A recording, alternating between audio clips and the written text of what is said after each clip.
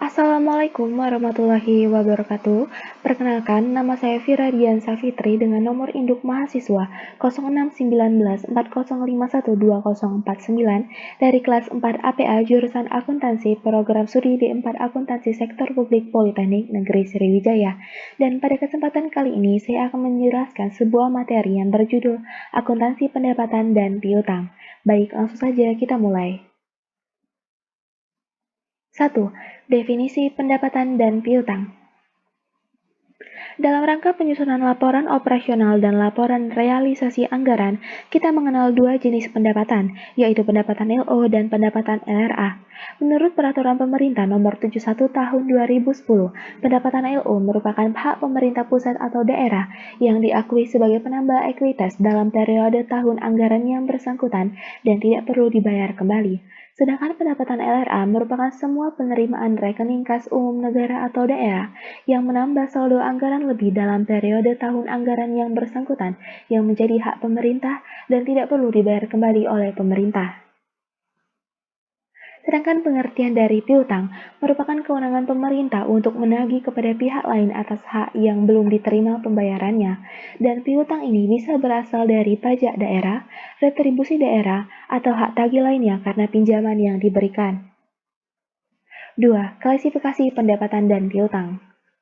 Klasifikasi pendapatan menurut Peraturan Pemerintah Nomor 71 Tahun 2010 dan Permendagri Nomor 64 Tahun 2013 dibagi menjadi 3. Yang pertama ada pendapatan asli daerah, yang kedua ada pendapatan transfer, dan yang ketiga ada lain-lain pendapatan daerah yang sah.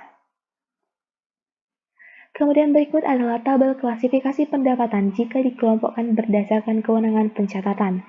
Di sini ada jenis pendapatan daerah, yaitu pendapatan asli daerah, dan mayoritas kewenangan pencatatannya dilakukan oleh OPD. Sedangkan pendapatan transfer juga mayoritas pencatatannya dilakukan oleh PPKD, dan juga lain-lain pendapatan yang sah mayoritas pencatatannya dilakukan oleh PPKD. Kemudian klasifikasi piutang terbagi menjadi dua. Yang pertama ada piutang pendapatan, yang terdiri dari piutang pajak, piutang retribusi, piutang hasil kekayaan daerah yang dipisahkan, piutang lain-lain PAD yang sah, piutang transfer pemerintah pusat, piutang bantuan dana darurat, piutang hibah, dan piutang pendapatan lainnya. Sedangkan yang kedua ada piutang lainnya, yang termasuk piutang lain-lain adalah bagian lancar tagihan jangka panjang. 3. Pengakuan pendapatan dan piutang. Pengakuan pendapatan LRA.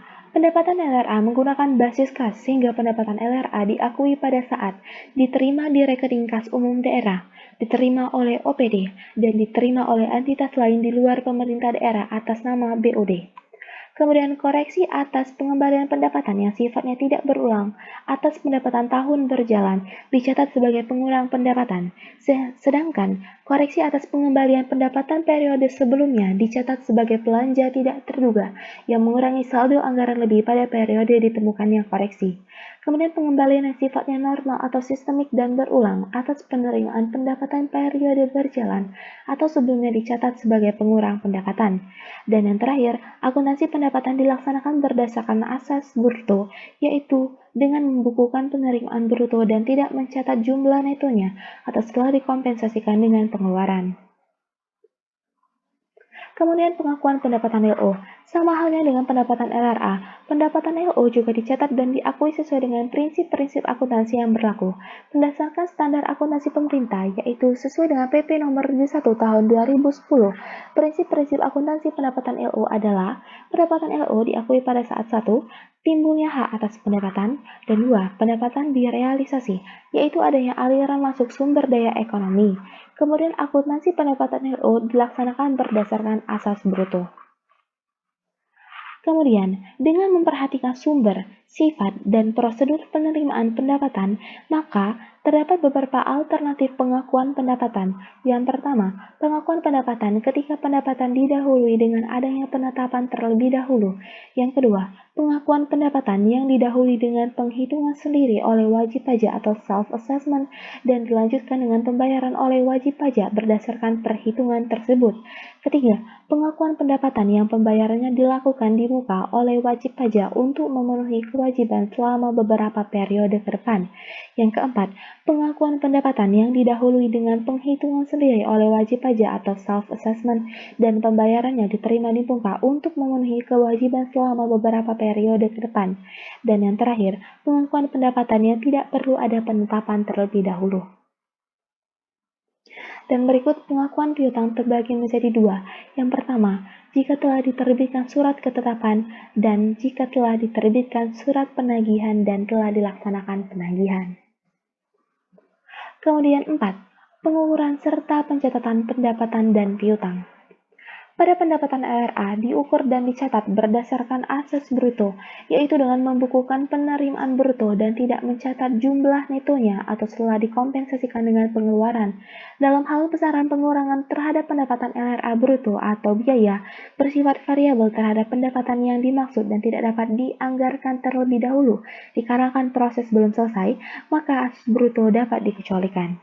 Kemudian pada pendapatan LO, dilaksanakan berdasarkan asas bruto, yaitu dengan membukukan pendapatan bruto dan tidak mencatat jumlah netonya atau setelah dikompensasikan dengan pengeluaran.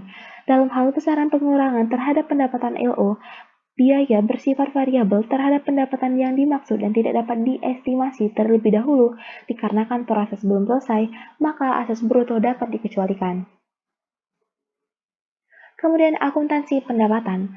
Akuntansi pendapatan di SKPD berdasar di PPKD berasal dari seluruh pendapatan yang terdiri dari pendapatan asli daerah, pendapatan transfer, dan lain-lain pendapatan daerah yang sah. Kemudian akuntansi pendapatan di OPD berasal dari pendapatan asli daerah yang terdiri dari pajak daerah, retribusi daerah, hasil pengelolaan kekayaan yang dipisahkan, dan lain-lain pendapatan asli daerah yang sah. Dan berikut adalah tabel pencatatan transaksi OPD dan SKPD. Selanjutnya adalah penyajian pendapatan dan piutang. Pendapatan LRA disajikan di laporan realisasi anggaran, sedangkan pendapatan LO disajikan di laporan operasional.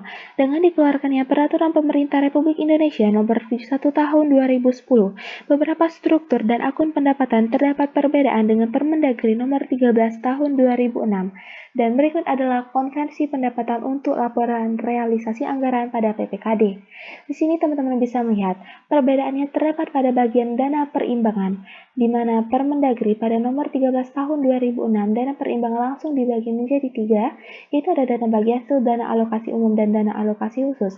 Sedangkan pada PP nomor 1 tahun 2010 dana perimbangan dibagi juga menjadi 3, namun dengan nama transfer pemerintah pusat, transfer pemerintah pusat lainnya, dan transfer pemerintah provinsi. Kemudian perbedaan juga terdapat pada bagian lain-lain pendapatan daerah yang sah. Kemudian perjanjian piutang disajikan pada bagian aset.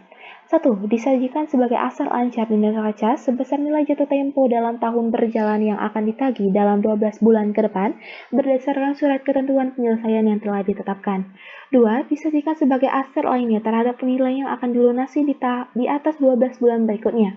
Dan 3. Piutang diungkapkan dalam catatan atas laporan keuangan.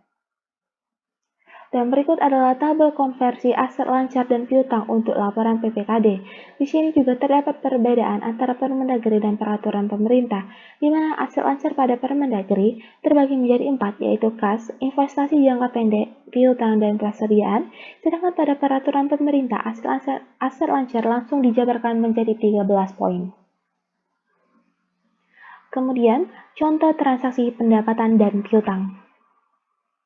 Yang pertama, pengakuan pendapatan pajak ketika didahului dengan adanya penetapan terlebih dahulu atau official assessment, dan pencatatan ini dilakukan pada OPD.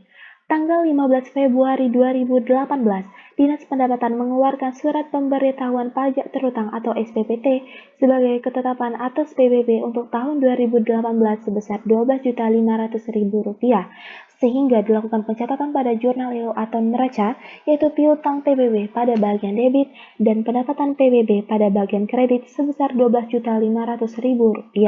Kemudian tanggal 18 Juli 2018, wajib pajak melakukan pembayaran atas PBB tersebut, sehingga pada jurnal LO atau neraca dilakukan pencatatan sebagai berikut, yaitu kas di bendahara penerimaan pada bagian debit dan piutang PBB pada bagian kredit sebesar Rp12.500.000.